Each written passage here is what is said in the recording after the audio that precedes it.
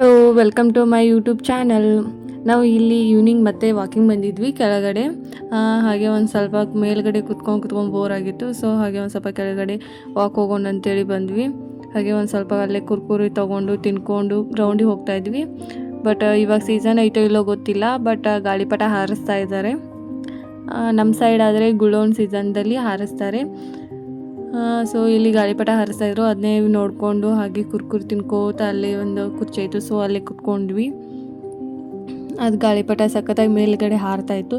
ಹಾರ್ತಾ ಹೋಗಿ ಒಂದು ಅಲ್ಲಿ ಕರೆಂಟ್ ಕಂಬ ಇದೆಯಲ್ಲ, ಸೊ ಅಲ್ಲಿ ಕರೆಂಟ್ ಕಂಬದಲ್ಲಿ ಸಿಕ್ಕೊಂಡ್ಬಿಡ್ತು. ಆಮೇಲೆ ಹುಡುಗರು ಅದನ್ನು ಹೆಂಗೆ ತೆಗಿಯೋದು ಅಂತೇಳಿ ಅವರೆಲ್ಲ ಟ್ರೈ ಮಾಡ್ಕೋತ ಕುಂತ್ಬಿಟ್ರು.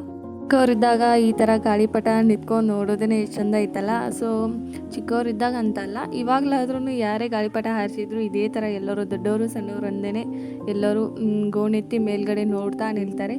ಸೊ ಈ ಪಾಪು ಬಂದುಬಿಟ್ಟು ಅದು ಗಾಳಿಪಟ ಹಾರ್ತಾ ಇತ್ತಲ್ಲ, ಆ ಹಾರೋದನ್ನು ನೋಡಿ ತುಂಬಾ ಚೀರ್ತಾ ಇತ್ತು.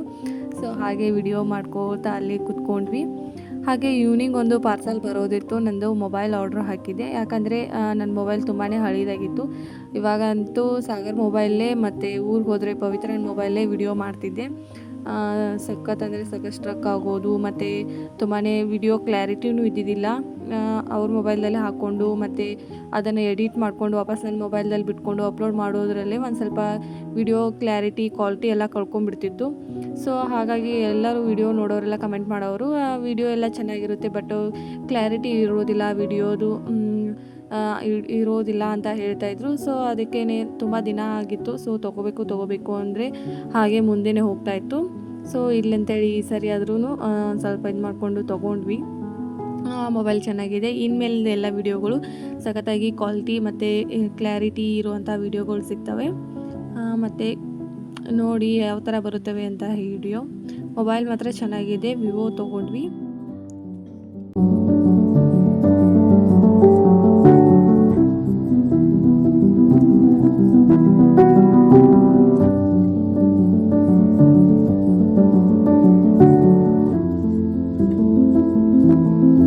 ಮೊಬೈಲ್ ಬಂತಲ್ಲ, ಸೊ ಅದೇ ಖುಷಿಯಲ್ಲಿ ಈವ್ನಿಂಗ್ ಆಗಿತ್ತು. ಸೊ ಟೀ ಮಾಡಿಕೊಂಡು ಅದರಲ್ಲೇ ಫಸ್ಟ್ ವಿಡಿಯೋ ಮಾಡಿದ್ದೇನೆ.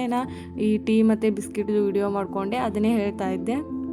ನನಗೆ ಟೀ ಮತ್ತು ಕಾಫಿ ಅಂದರೆ ಸಖತ್ ಇಷ್ಟ. ಬಟ್ ಫಸ್ಟ್ ನನ್ನ ಮೊಬೈಲಲ್ಲಿ ವಿಡಿಯೋ ಮಾಡಿದ್ದು ಅದನ್ನೇ. ಹಾಗೆ ಮತ್ತು ಸಾಯಂಕಾಲ ಒಂದು ಸ್ವಲ್ಪ ಸಂತೆ ಇತ್ತಂಥೇಳಿ ಮಾರ್ಕೆಟ್ಗೆ ಹೋದ್ವಿ. ಸೊ ಮಾರ್ಕೆಟ್ಗೆ ಹೋಗಿ ಒಂದು ಸ್ವಲ್ಪ ಕೈಪಲ್ಯದು ತರೋದಿತ್ತು. ಸೊ ಇವಾಗ ಸಾಗರ್ ಸೂಟಿ ಇರುತ್ತಲ್ಲ, ಸೊ ಮತ್ತು ನೈಟ್ ಆದರೆ ಹೋಗ್ತಾನೆ. ಸೊ ಅದಕ್ಕಾಗಿಯೇ ಬೇಗನೆ ಹೋಗಿ ಈವ್ನಿಂಗ್ ಟೈಮು ಟೀ ಕುಡ್ಕೊಂಡು ಮಾರ್ಕೆಟ್ಗೆ ಹೋಗಿ ಕೈಬೆಲ್ಲದು ಎಲ್ಲ ತೊಗೊಂಡು ಬಂದ್ವಿ.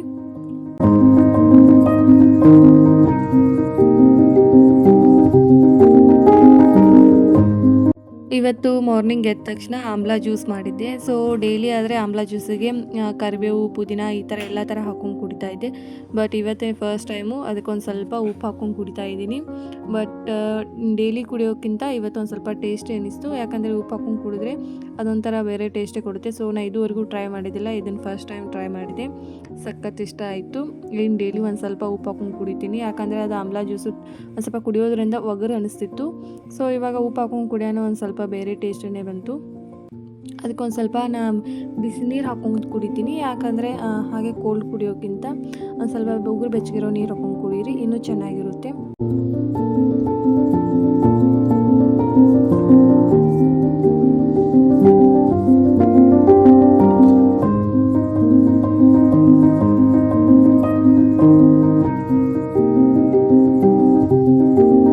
ಮಾರ್ನಿಂಗ್ ತಿಂಡಿಗೆ ಏನು ಮಾಡ್ತಾ ಇದ್ದೀನಿ ಅಂದರೆ ಚುನ್ಮರಿ ಸುಸಲ ಮಾಡ್ತಾ ಇದ್ದೀನಿ.